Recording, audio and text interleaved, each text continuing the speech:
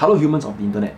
Okay, today I'm just going to talk about how you are supposed to handle careless mistakes, or how you can handle careless mistakes, be it in your exams, in your work. I'm specifically talking from an exam point of view because I'm a student. I just finished my finals and I made a careless mistake in that finals, which was quite serious. So that's why I'm making this video today. When you make a careless mistake, alright, I'm pretty sure if you have been a student before or you're a student now, you will understand that this feeling you get when at the end of the exam, you come out of the exam and you start talking to your friends and you say, hey, this paper is pretty good. Like, you're feeling very good about the paper because most of the questions were simple or manageable, and then you guys start discussing answers. And then, lo and behold, one of the answers that you gave to one of the simplest questions on the paper was wrong, right? And it's not because you did not study hard enough, not because you were lazy, right? It's not because you missed a page and you skipped the page because you were careless in flipping the pages, alright? It's because you were careless in your answering of the question. Okay, and this happens to every student, okay, trust me. Every student has this. Even myself in university, I'm still making these mistakes. And that's why I'm making this video today. So, hooray, my finals just completed today with my final paper, but still, I made careless mistakes, and I felt really like shit, okay, for the next few hours after that. But I thought to myself how I used to deal with careless mistakes in the past, alright, when I was younger. I know a lot of people who would, beat themselves up, who would torture themselves physically, A lot of the guys, we would make ourselves do exercise, right, to punish ourselves. Or worse still, right, maybe you get depressed and then you start self-harming yourself, which is not good. I never ever been to that stage, but ultimately people punish themselves for the careless mistakes that they make. Right? So I feel that this punishment, alright, has to be handled properly. Okay, because think about it, if you make yourself run 2.4 kilometers in a time you cannot meet, and you burn yourself out, right, which is very painful, because you were careless in a math exam question. Do you think that makes sense? How does that make you a better student when it comes to solving math problems? When it comes to solving biology problems, right? I'm a life science major. My exams are mostly biology problems, right? The truth of the matter is, the punishment that people do to themselves is often not aligned with what led to the careless mistake happening in the first place. Okay, so I just want to talk about how exams, what is the purpose of exams? Because when you actually think about it, yes, the exam is to evaluate your understanding of the subject. So if you do not understand the subject because you were lazy, you didn't study, or you studied but the amount of content is really just that much, so you expect to fail, or you expect to not do well because you did not understand the concepts. You did not have the right facts in your head when the exam was taking place. So those scenarios aside, let me tell you that exams, the purpose of exams is not merely to evaluate your understanding. It is also to evaluate your real-world performance. Okay, so let me give you an example. Let's say you're an engineer, or you're a doctor, you're a surgeon, right?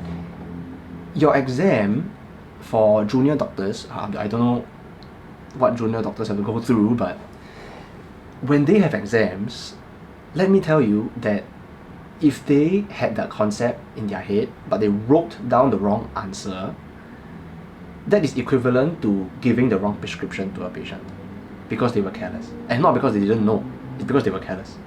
Right? And this happens to a lot of doctors. I hope not. I'm not a doctor. Okay, but I'm sure this happens, okay? So that is the magnitude of the error, of the human error involved in careless mistakes, right? And it doesn't even need to be in an exam, right? It can be in a real-world project whereby engineers make careless mathematical mistakes and end up the structure that's being built collapses within a few days, right? This happens. These things do happen. Yes, wow, very infrequently they do happen, and they have real-world consequences. So when you think about your exam, And you say, it's just a piece of paper, right? I'm just putting answers, penning answers down to a piece of paper. If I pen the wrong answers down, but I have the correct concepts in my head, I should be given a mark. I do not agree with that thinking, because first of all, you cannot expect the examiner to know what's in your head. And secondly, it is reflective of your real world performance. Alright, let's say you are a careless person. You make one careless mistake out of every 5 to 10 questions. Alright, and the exam paper has 20 questions. First of all, you shouldn't be beating yourself up for making one careless mistake. That's 1 out of 20, lower than your average of 1 out of 10. Okay, but the more important thing is, if you think you shouldn't be marked down for a careless mistake, when that question is phrased in a real world situation, you would have made the same mistake. Right? You would say, no, I wouldn't have made the same mistake because I wouldn't be careless. Are you sure? Let's say you take up 10 projects. You're going to make at least one mistake. Right? So yes, exams evaluate your real world performance, and in that sense, you should be marked down for your careless mistake. Okay? So it might be a bit discouraging for some of you watching this video, but you have to see reality as what it is. And if you make a careless mistake, own it. Okay? I'm going to own my careless mistake. I am prepared to receive a bad grade for my paper. Okay? But so you need to understand that exams are evaluating not just your understanding, but also real world performance. Alright, next. The next question, alright, for those very optimistic people among us would be thinking, so how do I not make the same careless mistake? Alright, and this is a question that is very difficult to answer because of the nature of the mistake. The mistake is based on carelessness. The root of the mistake is based on carelessness. It's not because you did not study hard enough. Let me tell you, this module that I just had this mistake in, I went through the syllabus at least 3 times in a span of 2 weeks. Alright, so you cannot say I did not study hard enough.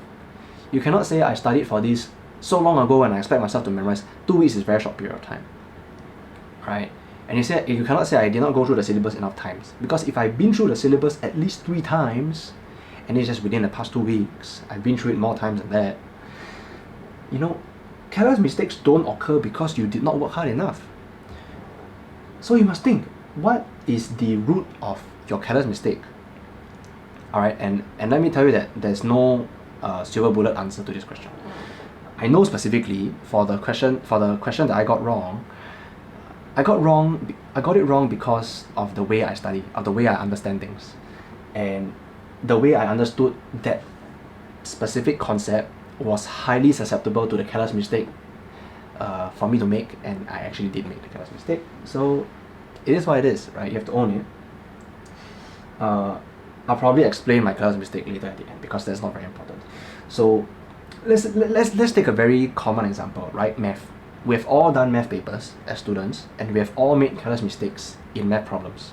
Okay, so how do you identify the root of the problem? Right, because you must first understand the problem. What allowed that careless mistake to occur?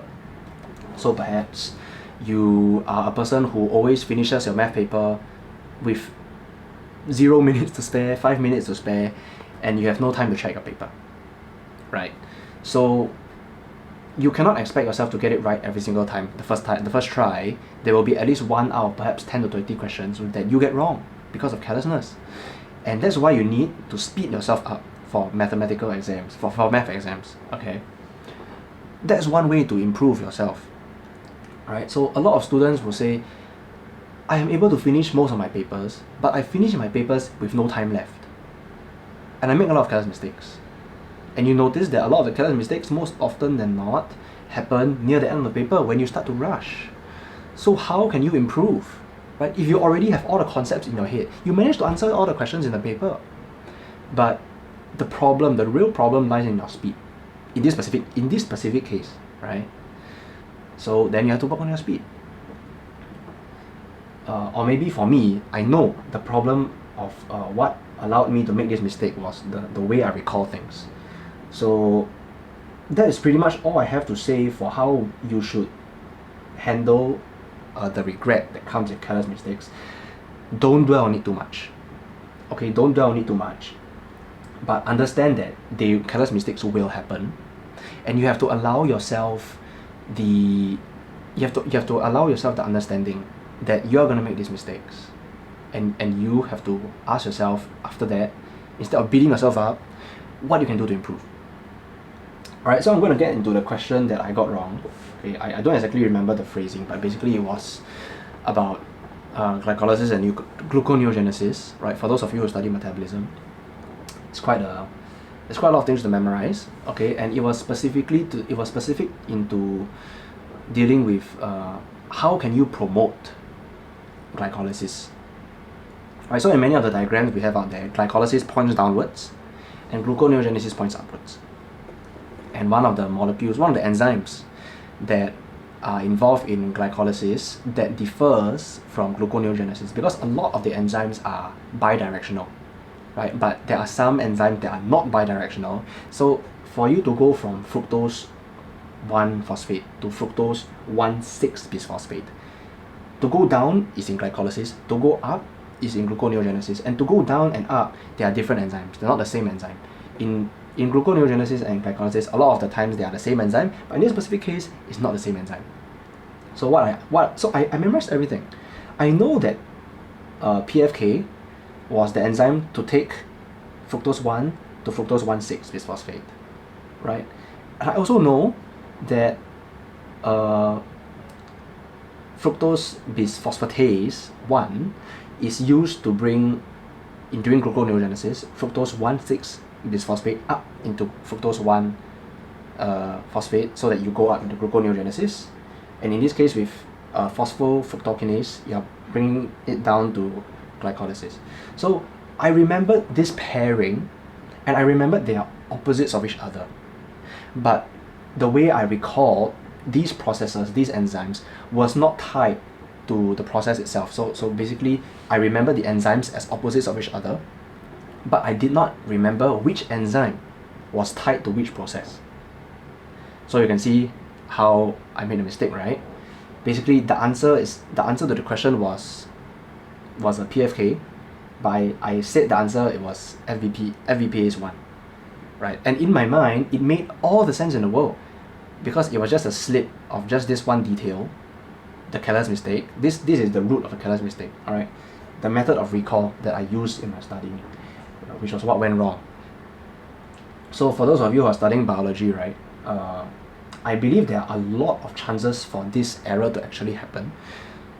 One way I felt is a potential remedy to this error in your recalling of your information is that when we are taught things in class, in lectures, we are taught in a specific sequence.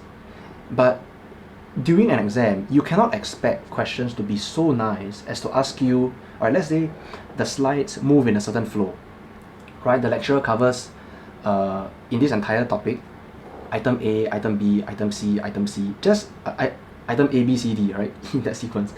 And the lecturer, is just very systematic, because he wants you to understand. He or she wants you to understand. But when an exam actually comes up, let's say the question is, list the enzymes that are not bidirectional, or list the enzymes that are bidirectional for gluconeogenesis and glycolysis. You cannot, if you understood it as one enzyme to the next, one enzyme to the next, one enzyme to the next, you're going to have a lot of trouble recalling, and the more steps you have to recall your information, the more chance you have to have careless mistakes. So one way to solve the problem is to think of the pathways differently. To understand, of course, you have to revisit the information again and again, and ask yourself which enzymes are in fact bidirectional, which ones are not. So you really have to understand the pathway through and through. You cannot simply derive the information all the time, because the more you derive the information, the more chance you allow to careless mistakes happening. Right, so that's all I have for this video. Thank you so much.